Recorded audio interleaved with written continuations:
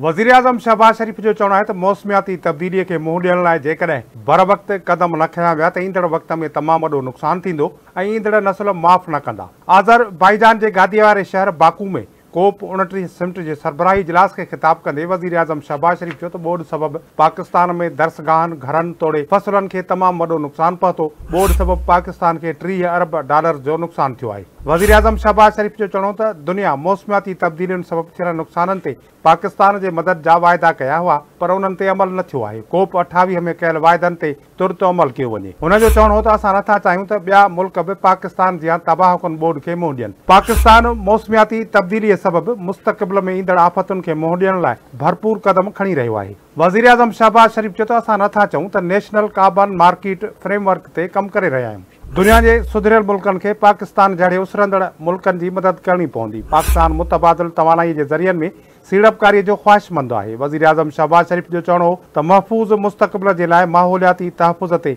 हंगामी बुनियादनि ते कमु करणो पवंदो। जेकॾहिं असां बर वक़्तु असराइता क़दम न खयां त ईंदड़ नस्ल असांखे माफ़ न कंदा।